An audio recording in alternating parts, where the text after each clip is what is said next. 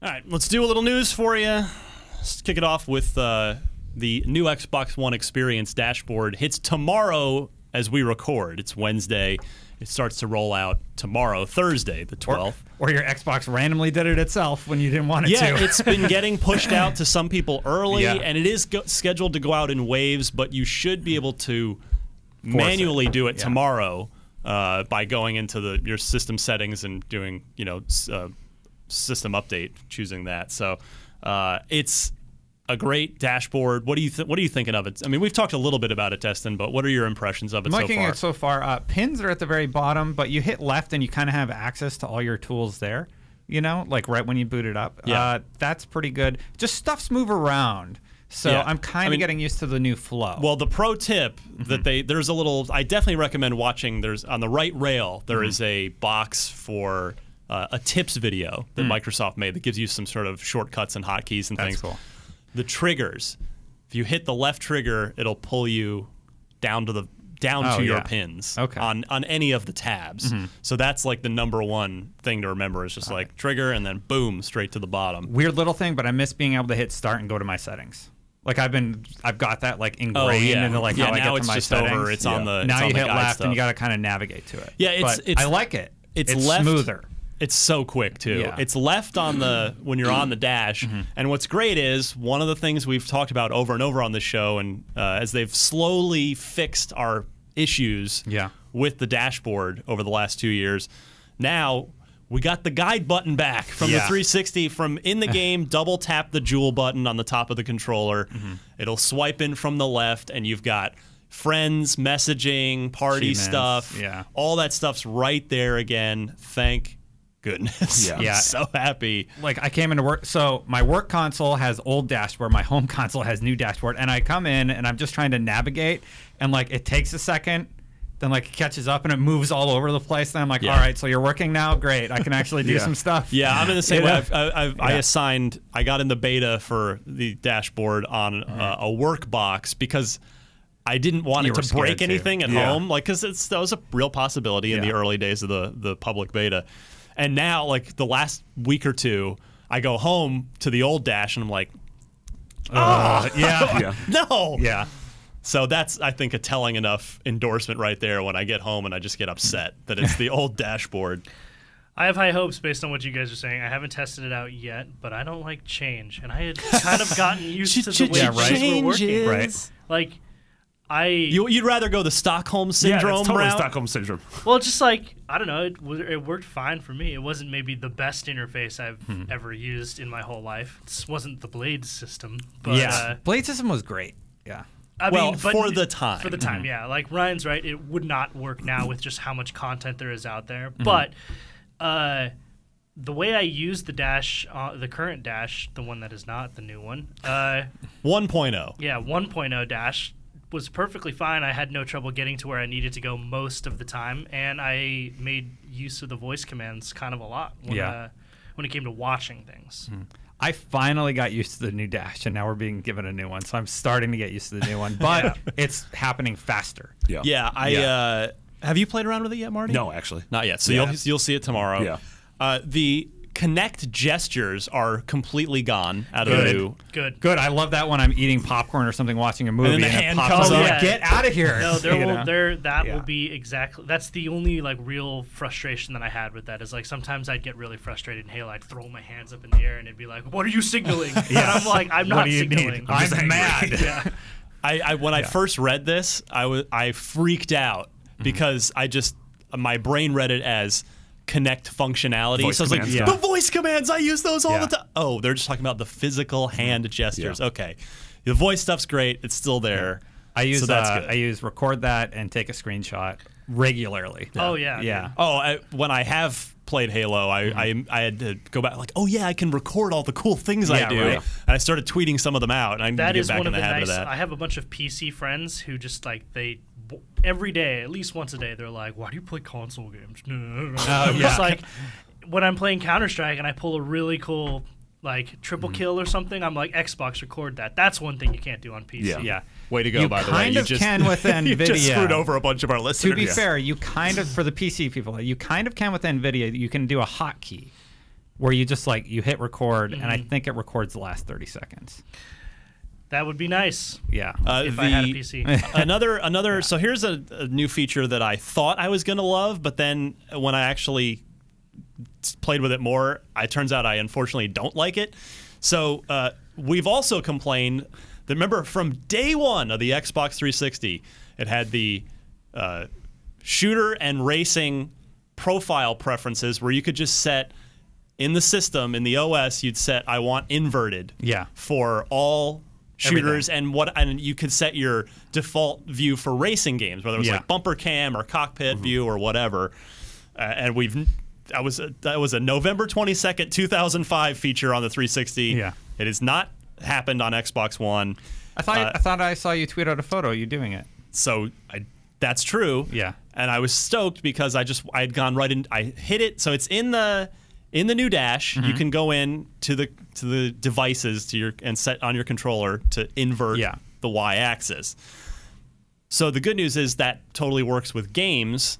But what it does, it's actually a forced. It's like a binary switch and not actually a smooth preference thing.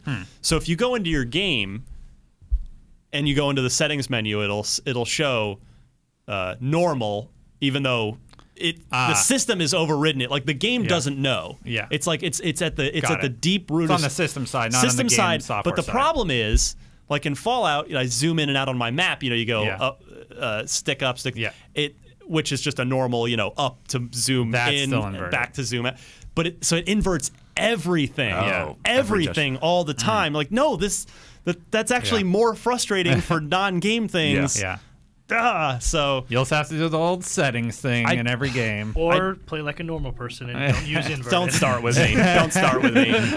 So if Mike Ibarra or any of the Xbox team members are listening, we know Phil still listens, but at least he checked in with us semi-recently. Yeah. But if we could just tweak that somehow, if they could maybe put that on the to-do list to give a little bit of logic to it. Yeah, massage that a little bit. That would be super helpful. Does it add anything else? Backwards compatibility? Oh, right, that. You're giving me the I'm segueing you look. Yeah. Come on. I'm like, what are we talking about again? It's all written down in front of me. 104 starting tomorrow or possibly today or now as you listen to the show. 104 games that's the first batch of out of the gate backwards compatible games. Yep. 360 games that you can play on your Xbox One. So it's crazy how much people care about this. Like not in a pejorative way, but just like the news stories and our wiki on this. Like, it was one of our biggest numbers. Biggest stories period out of E3 was when they announced the backwards compatibility. I redeemed my Fallout 3 code, and I'm like, I can play Fallout 3. Dude, play Tomb Raider. Don't play Fallout 3. No, not now. But like, it's nice to know that I have that. I wish my saves came over, but it helps you if they can get enough of the catalog built up. You might be able to put your 360 away forever. Is kind of the idea, right? Or trade it in or sell it or what have you. 104 games out of the gate. The gem. So Brian Albert and I made a video about this, but I just want to go over real quick. I think there are a bunch of games that you probably won't care about, like Sega Classic Collection, Alex Kidd, like, okay, whatever. But the 5 gems that either play them again or you may not have played them the first time if you're a relatively new person to the Xbox world. Shadow Complex, Marty. Yeah. How good was that game? That game is so good. And now I miss Chair. Well, I guess Chair just announced their new game today with J.J. Abrams. For PC and iOS, not for consoles. Oh, really? Yeah. I didn't actually watch the video. I read the press release, Yeah. Shadow Complex is one of the best Metroidvanias of the past 10 years. Decade? Yeah. Probably since Symphony of the Night. Yep. This one's near and dear to my heart. Condemned Criminal Origins, an Xbox 360 launch title by Monolith, which is the folks that went on, of course, most recently made Shadow of Mordor. So Condemned Criminal Origins is a first-person. It's not. I mean, it's a horror game, but it's first-person melee combat, which very few games do well. Right. But with a horror theme to it. It's real scary. It's terrifying. It's very brutal because everything's just first person and with like lead pipes and sounds awesome. It's you're in an abandoned school, which is creepy as hell. Yeah. Please play Condemned Criminal Origins, and I'm going to go out on a limb and say most of our listeners probably haven't because the game's so old now. Yeah. It goes all the way back. Was the second Condemned also backwards compatible? I don't think it was on the initial list, but you need to play the first one. Yeah, the second one took a noticeable... Except for the bear. The bear's real cool. The bear is... Oh, my goodness. Yeah. We won't ruin the bear for you. I'm just looking at the list. Yeah. Mass Effect 1, of course. We knew about that. But everybody's played that. Borderlands and AC2. You're talking about stuff I'm trying to get to some missed. stuff that, some great gems that people may not have played. Beyond Good and Evil HD. That would count. Yeah. Cameo, another launch title. Rare's... Rare had 2 launch titles for the 360. Perfect Dark Zero being the other one. Which is backwards compatible. Which is on the list. Cameo, Elements of Power, I think a super underrated game. It's super colorful. It's I love the gameplay with... What do you... I just saw Hexic. I love Hexic. I know that's a super simple game, but that's awesome. Hexic was pre-installed on the hard drive enabled Xbox 360s. Yeah, that was... There is a good chance that you got your first achievement off of Hexic. But Cameo was great. Yeah, and Cameo is still gorgeous. I played through a couple of hours of it when I was reviewing the Rare Replay. And aside from, I think it's got a really bad opening, but once you sort of get off the leash and can kind of explore the world, that game's still gorgeous. Yes. Yeah, a lot of fun. Awesome.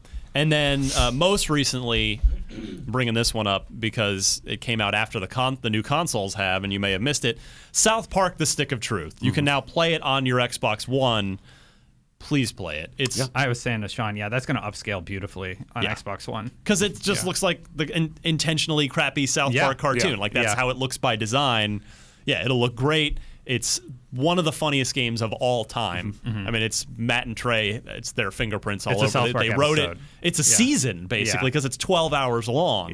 Yeah, it's one of those RPGs like Child of Light, where it's like if something like a 100-hour Fallout RPG is way too intimidating to you, like it is to me, a 12-hour RPG like Stick of Truth is very nice. Yes, that is true. So, I was saddened when a lot of the responses I got on Twitter to tweeting out this feature of these are 5 you shouldn't miss.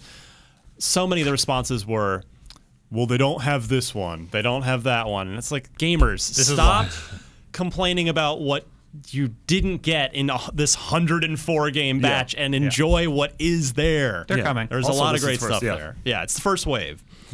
So, all of this, to me, I want to get your guys' thoughts on this, comes around to, I think, the Xbox One now, as of November 12th, 2015. This is where Phil Spencer's tenure as head of Xbox has really become a real thing that you can point to and you can evaluate and you can just hold up and say this is what Phil has done. Yeah, these are his fingerprints. You've got the new dashboard. You've got backwards compatibility, which was his initiative because he and I talked about that. I ran the interview after E3 on this show. The Elite controller, which by the way is can't go back now, so good. Rise of the Tomb Raider, that was his deal that he secured that as an exclusive. I mean, it's other than the shell of the actual physical box itself, which is still in the big square thing. You think that's E3?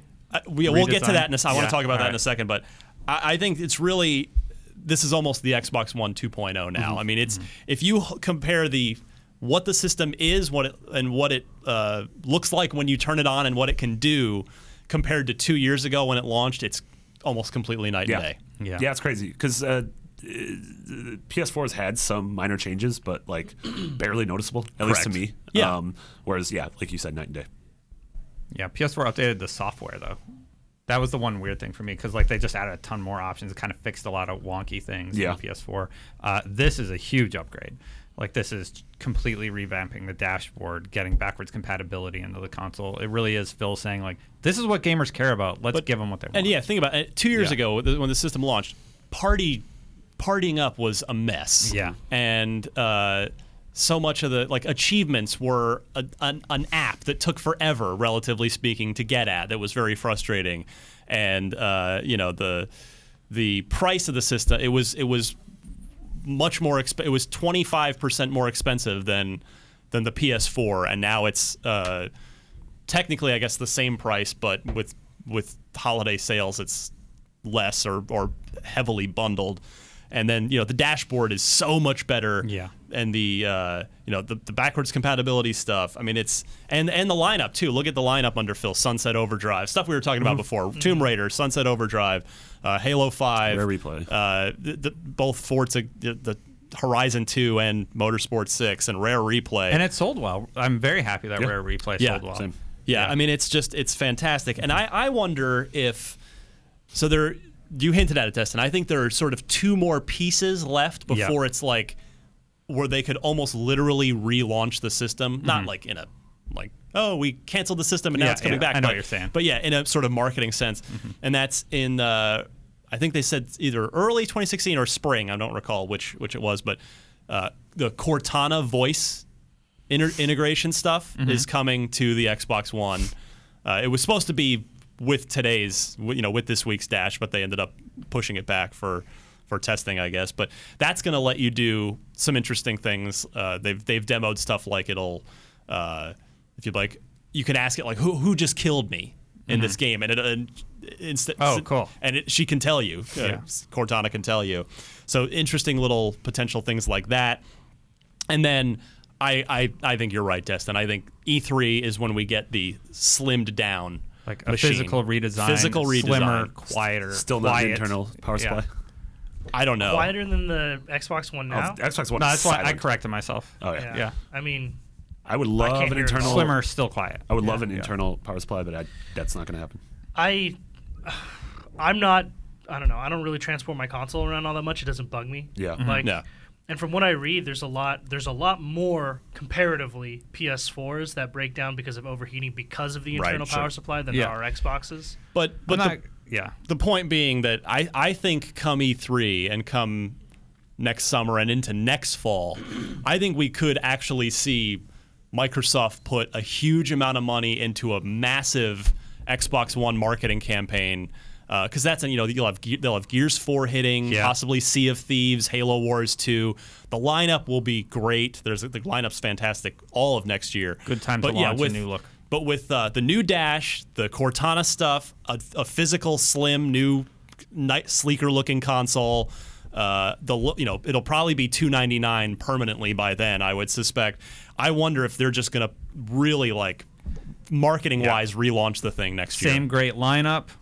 All the games that you love from the past, sexy new look. Yeah. Yeah, it'll be interesting to see how Microsoft plays it, but they've got a lot to be proud of. The machine today is so much better. The user experience is so much better than it was.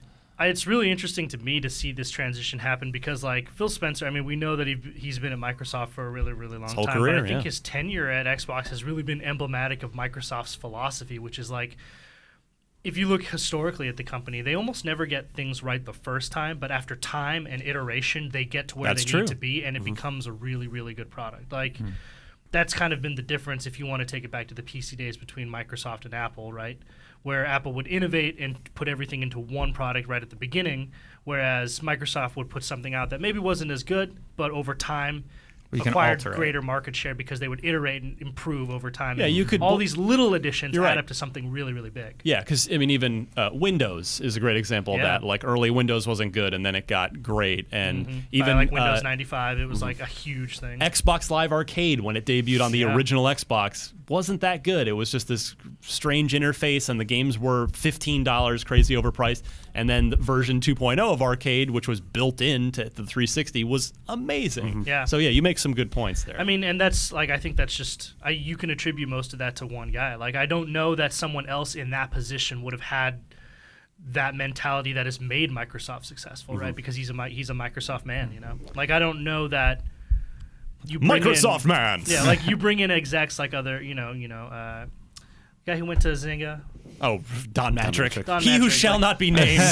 I don't know that bringing in an exec for hire from outside would have been able to make this sort of impact in the amount of time that Phil Spencer did. It's nice. No, it's a good point. Yeah, you're suggesting that because Phil just is he knows the company back to front. He's a grassroots guy. He came up through. He's been company, able to move quickly to change the direction of the Xbox ship. Yeah, and most importantly, I think like whether or not he knows it, he has Microsoft's mentality burned into his like strategy, and that's paid off, at least from our perspective, my perspective, like really well for Xbox fans and gamers. Yeah, it's nice when you add something to a product that has a big impact. God damn it, Destin. That was good. That was a good one. That was good.